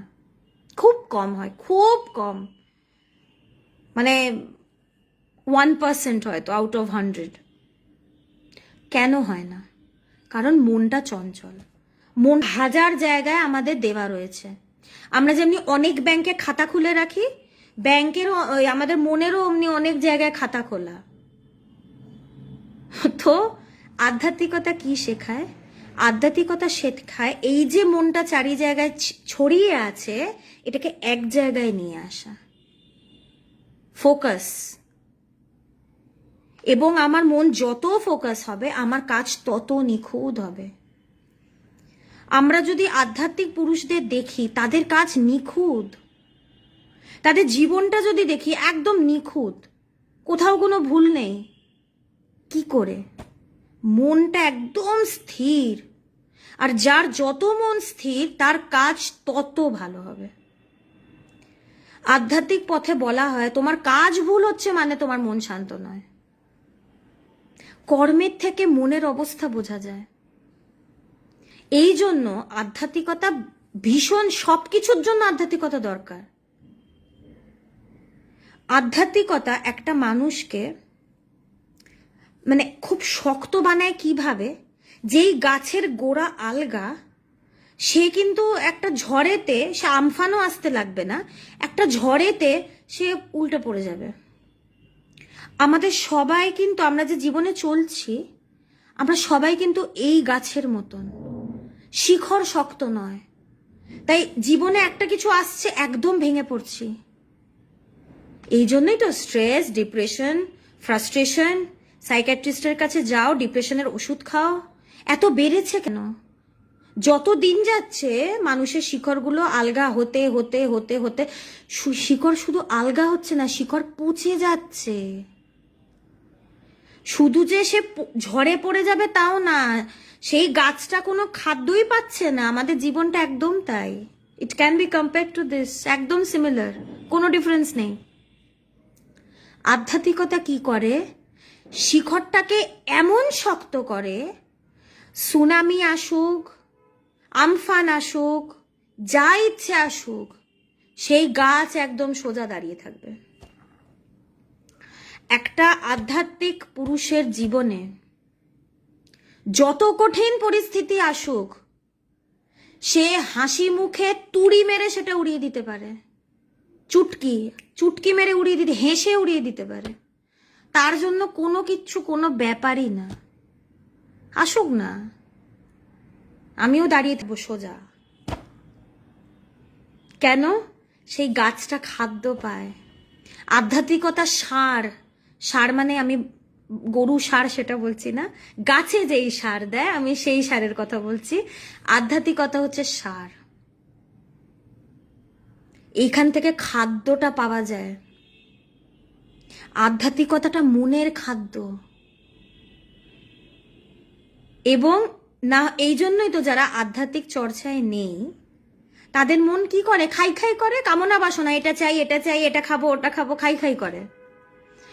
আর আধ্যাত্মিকতা কি? খিদে মেটায়, মনের খিদে মেটায়। কি করে বোঝা যাবে? কামনা বাসনা কমতে থাকবে, কামনা বাসনা কমে আসবে। তো এইটা আমাদের আসল খাদ্য। তাই আধ্যাত্মিকতা is the most important thing. এটা তারা সব শূন্য, জিরো। ভীষণ ইম্পর্টেন্ট আধ্যাত্মিকতা সব কিছুর ক্ষেত্রে, ইন এভরি ফিল্ড। শুধু ব্রহ্মকে জানার কথা নয়, জগতে সুন্দর করে চলা, একদম পারফেক্টলি চলা। আধ্যাত্মিকতা সব, every aspect will be perfect যদি আমি ঠিক আধ্যাত্মিকতা করি। আশা করি প্রশ্নের উত্তরটা দিতে পেরেছি। আচ্ছা, এরপরে কন্টিনিউ করছি, আর একটু আছে। সেই অখণ্ড জ্ঞানটাই বিশুদ্ধ আমি, সেটাই আমি। এই কথা বলে এবার ভগবানকে সেই অখণ্ড জ্ঞান বা আসল আমির দিকে দৃষ্টি ফেরালেন ও পরিশেষে সেই অখণ্ড জ্ঞানের স্বরূপ এভাবে ব্যক্ত করলেন যে জগতে দেখার বা জানার ক্ষেত্রে সবসময় তিনটে জিনিস আমাদের পরিলক্ষিত হয়। প্রথমত দৃশ্য বা জ্ঞেয়, যাকে দেখা হয় বা জানা হয়। দ্বিতীয়ত দ্রষ্টা বা জ্ঞাতা, অর্থাৎ যে দেখে বা জানে। তৃতীয়ত দৃশ্য ও দ্রষ্টা এবং জ্ঞেয় ও জ্ঞাতার মধ্যে সংযোগকারী দর্শন বা জ্ঞান। অনেক বড় সেন্টেন্স, আমি আস্তে আস্তে বলছি। নিশ্চয়ই পড়েও বুঝতে পেরেছেনই, সবারই তো আমাদের বুদ্ধি আছে, বিচার করার ক্ষমতাও আছে।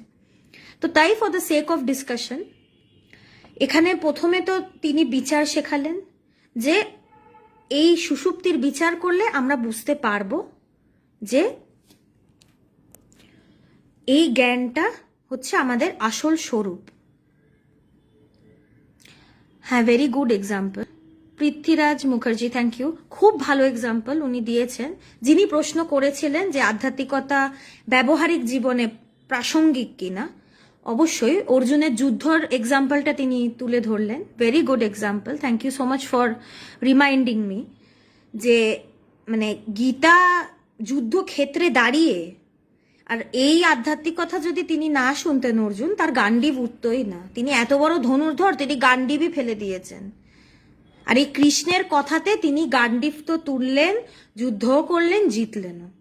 তো আমরাও আমাদের জীবন যুদ্ধ জিততে পারবো যখন আমরা কৃষ্ণের কথা হোক, কোনো আধ্যাত্মিক, একই তো, সব একই কথা, ঘুরিয়ে ফিরিয়ে সব একই কথা বলা, এক একজন এক একভাবে বলেছে। মহাপুরুষরা কোনো নতুন কিছু দেন না, একই কথা তারা বলে বলে যায়। আর তাদের বলতেও এতবার হয় কেন? আমরা মনে রাখি না বলে। তাই তাদেরও শান্তি নেই, মনে রাখলে নয় কাজে দিত। তাদের জ্বালা, বারবার তাদেরকে পৃথিবীতে আসতে হয়, জন্ম নিতে হয়, বলতে হয়। তো অ্যাকচুয়ালি এগুলো রিসাইকেলড কথা, রিসাইকেলড। তো আমরা আমাদের জীবন যুদ্ধ ঠিক জিততে পারবো যদি আমাদের আধ্যাত্মিকতার সাথে একটা কানেকশন থাকে।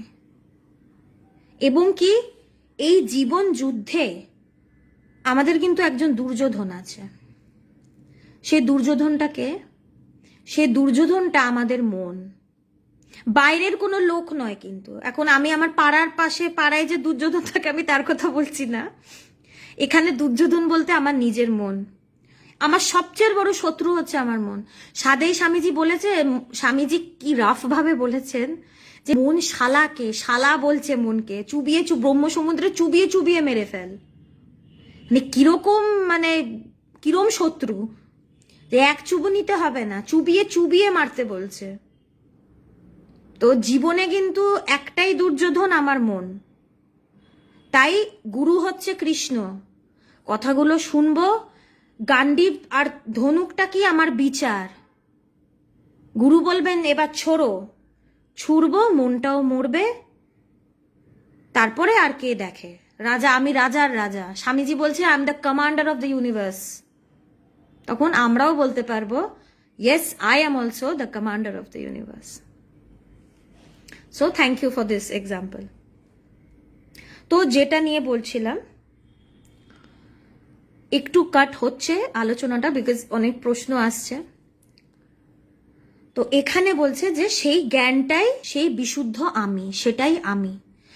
এবার একটা নতুন দৃষ্টিভঙ্গি পবিত্রানন্দজি ভগবানের কাছে প্রেজেন্ট করছেন কি, যে এই জগতে তিনটে জিনিস থাকে।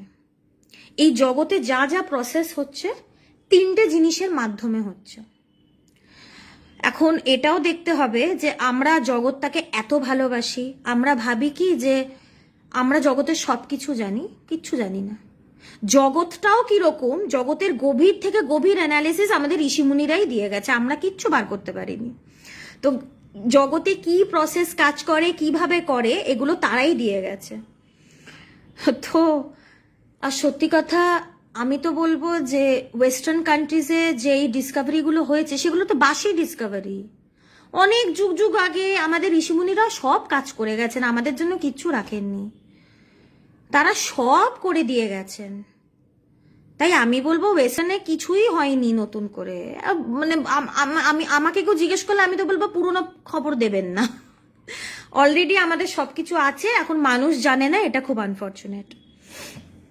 তো ঋষিমুনিরা কি দেখিয়ে গেলেন, এবং সেই জ্ঞানটা তো পবিত্রানন্দজিও তার গুরু কৃষ্ণানন্দজির থেকে পেয়েছেন, তাই ভগবানকেও সেটা তিনি বলছেন। এই জগতে তিনটে জিনিস থাকে। একটা থাকে জ্ঞাতা, বা জ্ঞাতা মানে যে জানছে, সেটা হচ্ছে আমি। আরেকটা সেকেন্ড জিনিস হচ্ছে জ্ঞেয়, মানে বস্তু, যেই বস্তুটাকে আমি জানছি। এবং কিসের দ্বারা জানছি? জ্ঞানের দ্বারা জানছি। এইটাকেই বলে ত্রিপুটি, তিনটে। এবং এই তিনটের ফলে এই জগতে যা জানা জানি এই তিনটের মাধ্যমেই হয়। আমি আছি, একটা বস্তু আছে, আর জ্ঞানটা আছে বলে সেটাকে আমি জানতে পারছি। এটা হচ্ছে জগতের নলেজ, এইভাবেই আমাদের কাছে আসে। আমরা বুঝি না। আমরা কি বুঝি? জ্ঞাতা বুঝি, জ্ঞেয় বুঝি, জ্ঞানটাকে বুঝি না। এই জন্যই আধ্যাত্মিকতা। এই জ্ঞানটাকে বুঝি না বলেই আধ্যাত্মিকতার দরকার। এটাকেই বুঝতে হবে। এতক্ষণ তো ভুলভাল জিনিস বুঝে রেখেছি, এবার আসল জিনিসটা বুঝতে হবে। আমরা আসলে খুব অবুঝ, আমরা কিছুই বুঝিনি। আমরা ভাবি আমরা খুব বুঝি। বাচ্চাদেরকে বলি বেশি বলবি না, তোরা কি বুঝিস। একটা বাচ্চা বলতেই পারে তুমিও কিছু বোঝো না। তো অ্যাকচুয়ালি আমাকে যদি আগে কেউ এই কথাটা বলতো, আমি কথাটা খুব একটা কাটতে পারতাম না, কারণ সত্যি যার আধ্যাত্মিক জ্ঞান নেই সে, তার বোঝার কোনো ক্ষমতা নেই। কেন বলছি? তার কাছে তো পুরো পিকচারটাই ক্লিয়ার হবে না। আধ্যাত্মিকতা পুরো পিকচার একদম ঝকঝকে ক্লিয়ার, ক্রিস্টাল ক্লিয়ার করে দেয়। তাই একজন আধ্যাত্মিক মহাপুরুষ সে পুরোটা দেখতে পায়, একদম ক্লিয়ারলি দেখতে পায়। আমাদের বিভিন্ন ভিডিওর কোয়ালিটি থাকে না, 1080p, এখন একদম লেটেস্ট মনে এসছে 4K। আমি একদম টেকনিক্যালি একদমই সাউন্ড নই, আমি মানে আপডেটেড তো থাকি না। তো তাদের দৃষ্টি হচ্ছে 4K দৃষ্টি মহাপুরুষদের, আর আমাদের কি 140p, একদম আবঝা ব্লারি, কিছুই না দেখার মতনই আর কি। আমাদের কোয়ালিটি, আমাদের দৃষ্টির কোয়ালিটি হচ্ছে 140p, আর তাদের 4K, মানে একদম ঝকঝকে, মানে মানে প্রত্যেকটা লোমে কিছু লেগে থাকলে সেটাও দেখা যাবে আর কি, এত তাদের পারফেক্ট ভিশন। তো এই যে জ্ঞান, জ্ঞাতা, জ্ঞেয়, এইটা হচ্ছে এই তিনটের সাহায্যে আমাদের এই জগতের যা নলেজ সেটা আমরা পাই। তো এই প্রসঙ্গটা তিনি তুললেন কেন? এরপরে এটার ব্যাখ্যাটা একটু শোনা যাক। আমাদের কোনো কোর্স নেই। আমরা কোনো, অন্য জায়গায় অনেক কোর্স থাকে, 1 মাসের কোর্স, এত টাকা দিয়ে। আধ্যাত্মিকতা কোর্স করে হয় না। আমি একটু ক্ল্যারিফাই করতে চাই, আধ্যাত্মিকতা সারা জীবনের ব্যাপার। এটা 1 মাসের কোর্সে কোনো দিন হবে না, কোনো দিন হবে না। আমি জানি না, এখন হয়তো এই সিস্টেমটা এসছে কারণ মানুষ অত টাইম দিতে পারে না, মানুষের অত সময় নেই, হয়তো সে অনেক কষ্টে 1 মাসটা ডেডিকেট করবে। কিন্তু বেদান্ত সোসাইটি খুব ট্র্যাডিশনাল, আমরা খুব ট্র্যাডিশনাল ওয়েতে আমরা আধ্যাত্মিকতা করি। আমাদের এখানে কোনো কোর্স নেই। আধ্যাত্মিকতাটা আমাদের জীবন, এটা আমাদের 24x7x365, 1 মাস বা 1 ঘন্টার ব্যাপার নয়। আর আমরা এটা জানি যে আধ্যাত্মিক জগতের কোনো ইতি নেই, এই জন্য এটা পুরো জীবনের ব্যাপার। ঠাকুর বলছে যাবৎ বাঁচি তাবৎ শিখি, ঠাকুর বলছেন। তো তাহলে আমরা আমাদের আর 1 মাস কোর্সে আমরা কতটাই বা জানতে পারি? তাই কোর্স নেই এখানে, রোজ আলোচনা হয় বিকেলবেলা, মানডে টু সানডে, কোনো ছুটি নেই, 24x7x365। তো কোনো কোর্সের কোনো টাকার ব্যাপার নেই, কিচ্ছু নেই। আসবেন, বসবেন, শুনবেন, ফ্রি। টাকা ব্যাপারটা তো একটু ভয়ের ব্যাপার মানুষের কাছে, আমরা মানুষকে ফ্রি রাখতে চাই। ভগবান এটাই বলেন যে এখানেও যদি প্রণামীর পেটি রাখি তাহলে মানুষ যাবে কোথায়? একটু ফ্রিলি আসবে, বসবে, আলোচনা করবে। আধ্যাত্মিকতা তো ফ্রি, এখানে আমাদেরকে ফ্রিডম, আধ্যাত্মিকতাই তো আমাদের ফ্রিডম দেয়। তাই ভগবান চায় আমরা এটা ফ্রিলি করি। এখন হ্যাঁ, এখন এইটাও তো প্রশ্ন যে কিভাবে চলে তাহলে সংগঠন, সেটা তো অবশ্যই যারা ওয়েলউইশার, যারা ভক্ত, তারা কিছু তো ভালোবেসে দেয় অবশ্যই, সেটা তো আছে। কিন্তু ওখানে কোনো, আমাদের কোনো আশ্রমে কোনো প্রণামীর পেটি নেই। বরঞ্চ কেউ যদি কিছু করার কথা বলে, আমরা এটা বলি আগে আসুন, বুঝুন, দেখুন, তারপরে সব করবেন। So we are very traditional in our ways. আচ্ছা, অনেক প্রশ্ন আসছে, আমি একটু শেষ করে নিই। আমি মেসেজ কমেন্টে মানে লিখে দেওয়ার চেষ্টা করব, নাহলে প্রশ্নের উত্তর দিতে দিতে আমার এই আলোচনাটা শেষ হবে না। আর অনেক সময়ও পেরিয়ে যাচ্ছে, সবাই ধৈর্য ধরে শুনছে। তো এই জ্ঞান জ্ঞাতা জ্ঞেয়, এই তিনটের কথা কেন পবিত্রানন্দজি বলছেন ভগবানকে?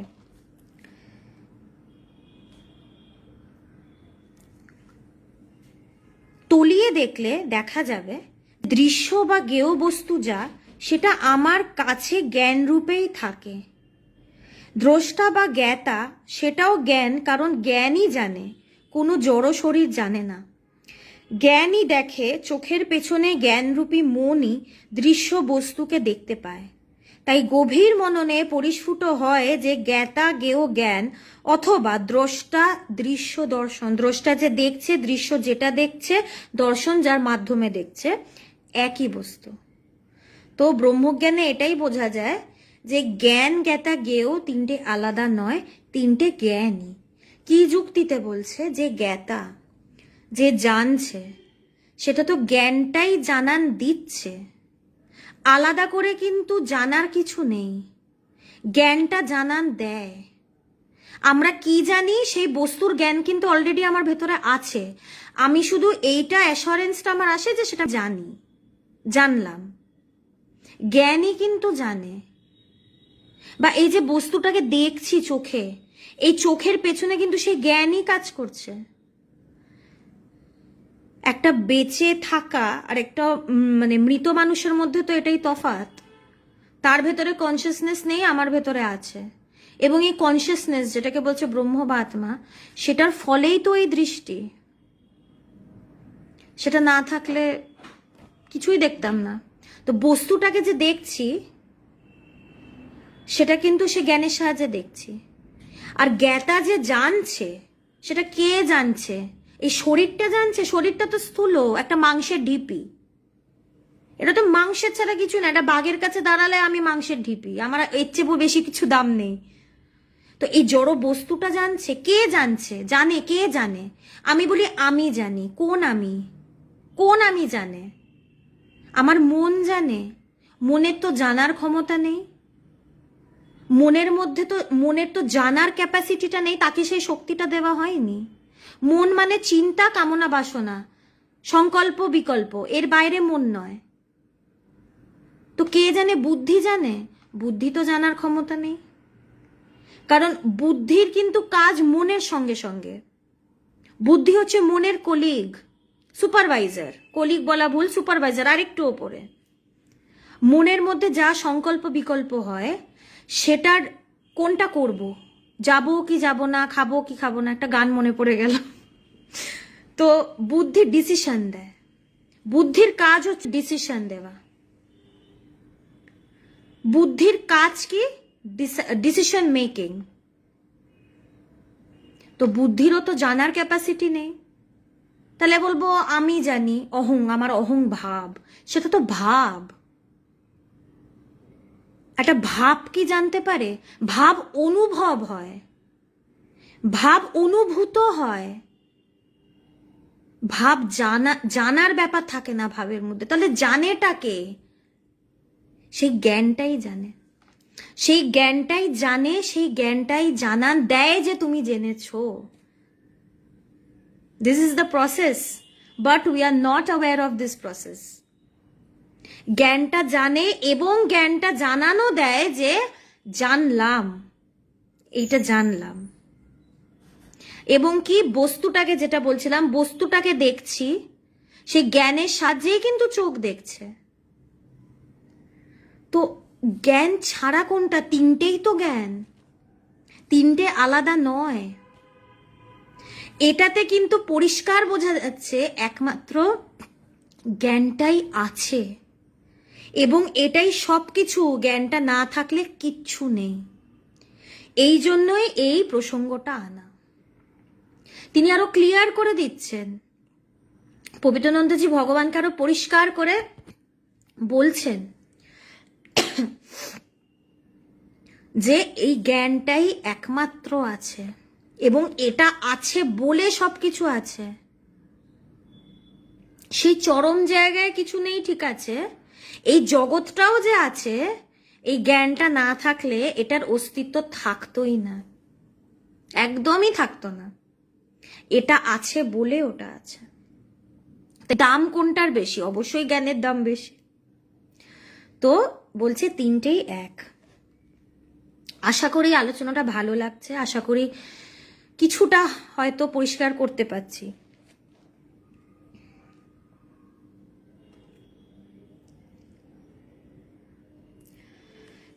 তো বৃত্তি উঠলে এক জ্ঞানই জ্ঞাতা জ্ঞেয় জ্ঞান রূপে বা দ্রষ্টা দৃশ্য দর্শন রূপে যেন তিন রূপে ধারণ হয়। যখন বৃত্তি ওঠে তখন এই তিনটে ভাগ হয়ে যায়। কোনো কামনা বাসনা যখন ওঠে, এই তিনটে ভাগ আসে। আমাদের মন বস্তুর, আমরা চোখ দিয়ে বস্তুটাকে দেখি, সেটা নলেজটা আসে। আমাদের brain nervous system is a part of our body. এবং এই যে বলি ব্রেন ডেড, কি করে ব্রেন ডেড হয়ে যায়? বা এই যে আমাদের হার্ট পাম্প হচ্ছে, কোন শক্তিতে পাম্প হচ্ছে, আর হঠাৎ করে পাম্পিংটা বন্ধ হয় কেন? কোনো কিছুর উত্তর কিন্তু আমাদের কাছে নেই। এটাকে পাম্পে তো একটা শক্তি লাগে, একটা lump of flash, heart is a lump of flash. ওই লাম্প অফ ফ্লেশ শক্তিটা কোথা থেকে পায় পাম্প করার জন্য? বা আমাদের ব্রেন কি দিয়ে বানানো? নিউরনস, স্কুলের মধ্যে এঁকেছি খুব কিরম ফুলের মতন দেখতে নিউরনস। সেখানে আমরা যে বুদ্ধি আমাদের যে অ্যাক্টিভ, কিভাবে সেই নিউরনসের মধ্যে কারেন্ট পাস করে, এরম এরম এরম এরম করে কারেন্ট পাস করে। হঠাৎ করে পাস করা বন্ধ হয় কেন? কি কোন কারণে হয়? হঠাৎ করে শোকাতে লাগে কেন? যেটা থেকে একটা মানুষ ব্রেডেড হয়ে যায়। বা এরকমও হয়, ওই যে কারেন্টগুলো একটা নির্দিষ্ট স্পিডে তাকে ফ্লো করতে হয়। সেটা যদি ফাস্ট হয়ে যায় তাহলে ব্ল্যাকআউট হয়, তাহলে এপিলেপসি হয়, তাহলে গ্র্যান্ড মাল হয়। এগুলো সব মেডিকেল টার্মস। হাত ফাত কাঁপতে থাকে, মানে out of control, body goes out of control. হঠাৎ করে কেন হয়? আমাদের যে পৃথিবী, একটা গ্র্যাভিটেশনাল ফোর্স আছে, তাই তো, যার জন্য আমরা মাটিতে পা ঠেকিয়ে রাখতে পারি। টু ব্যাড, উড়তে পারলেও ভালো হতো, পাখিরা উঠতে পারে, অনেক সময় মনে হয় আমরাও যদি পারতাম। বাট আমাদের পাটা মাটিতেই রাখতে হয়, ঝাঁপালেও সেটা মাটিতেই নামে। এই যে গ্র্যাভিটেশনাল ফোর্স, এটা যদি ভাবি, গ্র্যাভিটেশনাল ফোর্সেরও কিন্তু একটা পয়েন্ট আছে, একটা পয়েন্টে গ্র্যাভিটেশনাল ফোর্সটা আছে। যদি গ্র্যাভিটেশনাল ফোর্স বেড়ে যায় আমরা মাটির তলায় চলে যাব, যদি কমে যায় আমরা আকাশে উঠতে শুরু করব। এই একটা পয়েন্টে হাজার হাজার বছর ধরে, থাউজেন্ডস অফ ইয়ার্স, একই পয়েন্টে গ্র্যাভিটেশনাল ফোর্সটা কে মেনটেন করছে? বা আমাদের যে আর্থের অ্যাক্সিস ইজ ইমাজিনারি, এই যে পৃথিবী রোটেট হচ্ছে, এই একদম সেম স্পিডে কিভাবে রোটেট হচ্ছে? এটার পেছনে একটা শক্তি আছে। শক্তিটাকে দেখা যাচ্ছে না, ম্যানিফেস্টেশনগুলোকে দেখা যাচ্ছে। এটা সে ব্রহ্মেরই শক্তি। এখান থেকেই আমাদের ব্রেনের nervous system, everything is from there. ও দ্যাট ইজ দ্য সোর্স। এই জন্যই বলছে সোর্সে যাও, আলটিমেটে যাও। পৃথিবীতে যা মিস্ট্রি আছে সব সলভ হয়ে যাবে। Every mystery will be solved once we reach that place. Actually সায়েন্টিস্টরাও সেই জায়গাতেই যাবার চেষ্টা করছে। এই জন্যই তো যখন গডস পার্টিকেল বেরোলো, ওটার নামও দিল গডস পার্টিকেল। আর এই যে গ্র্যাভিটেশনাল, এই যে কথাটা আমি তুললাম, এই কথাটা কিন্তু আমি নিজে বানিয়ে তুলিনি। এই কথাটা ফার্স্ট তুলেছিল Nikola Tesla. He was a very good scientist. আর উনি বলে গেছিলেন কিছু একটা আছে যেটা এই সব কিছুকে মেনটেন করে রেখেছে। তিনি বুঝতে পারেননি সেটা কি, বা তিনি এক্সিস্টেন্স, ওটা যে আছে এইটুকু টের পেয়েছিলেন। তাহলে বুঝতে হবে আমাদের ঋষিমুনিরা কিরকম সায়েন্টিস্ট ছিলেন তারা আগেই সব বলে দিয়ে চলে গেছেন। এবং কি আধ্যাত্মিকতা আর সায়েন্স দুটো কিন্তু আলাদা নয়, একই, কিন্তু দুজনের উদ্দেশ্য এক, truth. Even science is looking for truth. পৃথিবীতে এটা হচ্ছে কেন হচ্ছে, কিসের জন্য হচ্ছে, এটার পেছনে সত্যটা কি। একটা ডিফারেন্স দুটোর মধ্যে, তাদের destination is same, truth, but যেই রাস্তাটা তারা অ্যাডপ্ট করেছে সেটা ডিফারেন্ট। আধ্যাত্মিক কি অন্তর্মুখে, নিজের ভেতরে, সায়েন্স কি বহির্মুখী। এই জন্য সায়েন্সের সময় লাগছে, আমরা তাড়াতাড়ি পেয়ে গেছি, ঋষিমুনিরা তাড়াতাড়ি সব বলে দিয়ে গেছে। সায়েন্টিস্টরা যেদিন সেই জায়গায় পৌঁছাবে তারা সেই ব্রহ্মেই পৌঁছাবে, ওটাই destination, that is the end and that is the beginning as well. তারা ওখানেই পৌঁছাবে, তারা শুধু অন্য একটা রাস্তা দিয়ে যাচ্ছে। এই যে পৃথিবীতে এত আবিষ্কার হয়েছে, আবিষ্কার করার জন্য কিন্তু, এই আবিষ্কারগুলো করার জন্য কিন্তু বিজ্ঞান নয়, বিজ্ঞান সত্যের জন্য। এই ডিসকভারিগুলো বাই প্রোডাক্ট হয়ে গেছে, সত্যকে খুঁজতে গিয়ে এগুলো বেরিয়ে গেছে। সো এইটার বাইরে কিছু না। আই হোপ আমি প্রশ্নের উত্তরটা কিছু হলেও দিতে পারলাম। তো যখন কামনা বাসনা উঠছে 3 রূপে এটা ডিভাইডেড হয়ে যাচ্ছে, এই জ্ঞান, জ্ঞাতা, জ্ঞেয়। কিন্তু আমরা এই যে ভাগ হওয়া এগুলো কিন্তু বুঝি না। এই জন্য বলে যে বেদান্ত খুব সূক্ষ্ম। আগে কি এটা শুনেছি বা ভেবেছি? আগে তো এটা ভাবিনি। এখন একটা নতুন অ্যাপ্রোচ পেলাম যে সত্যিই তো তাই, এরকম প্রসেসে হয়। বা একটু যদি ভাবি তাহলেও তো দেখবো যে হ্যাঁ ঠিকই তো, এই প্রসেসেই তো হচ্ছে।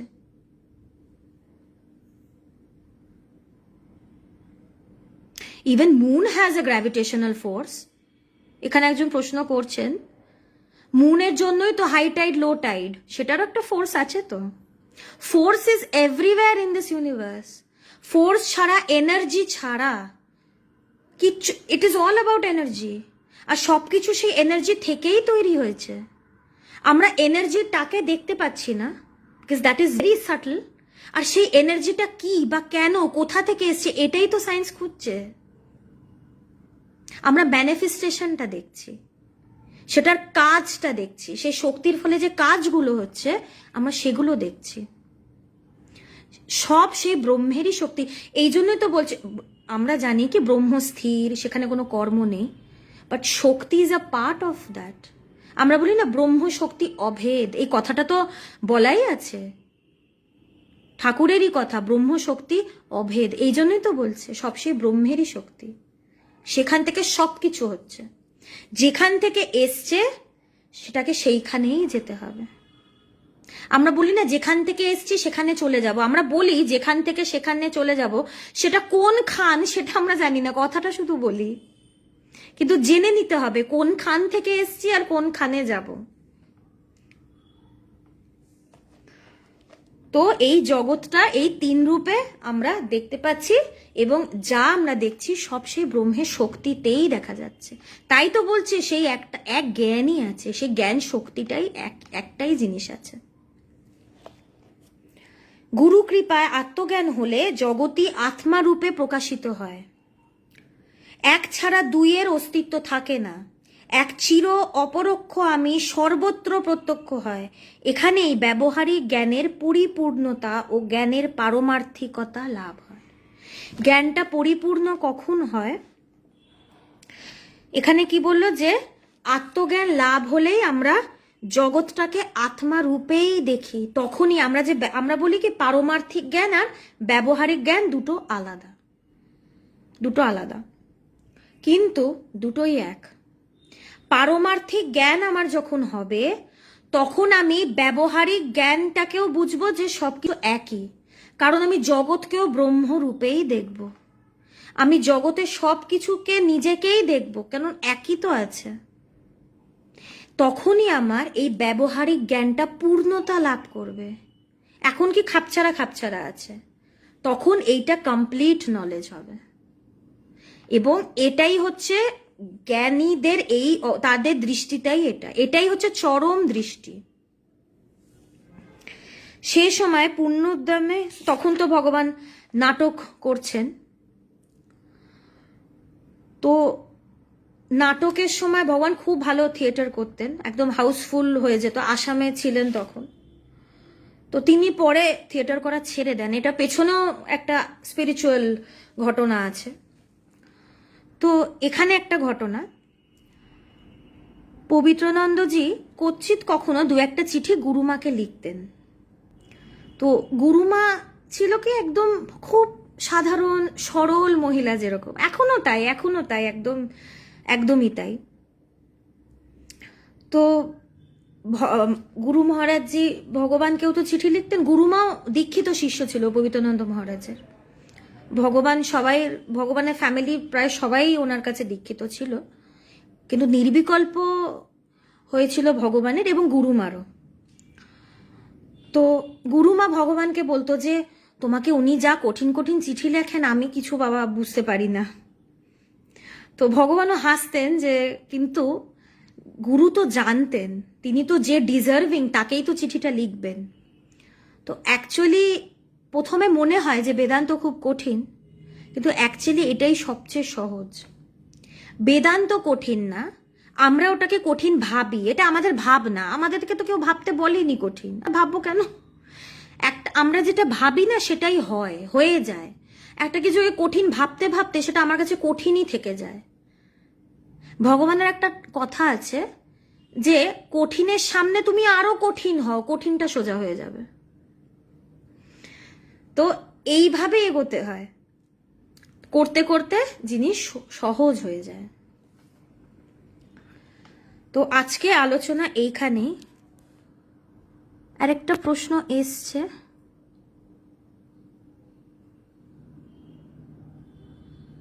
হ্যাঁ, ভেরি গুড পয়েন্ট।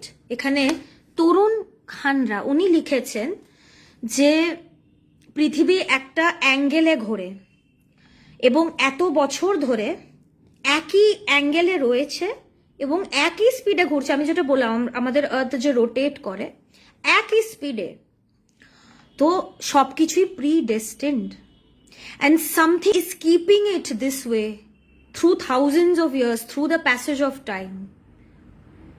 কিছু একটা আছে যেটা এইভাবে সব কিছুকে মেনটেন করে রেখেছে, সব কিছুকে সে মেনটেন করে রেখেছে। তো সব কিছুই প্রি-ডেস্টিনড, এটা খুব সত্য।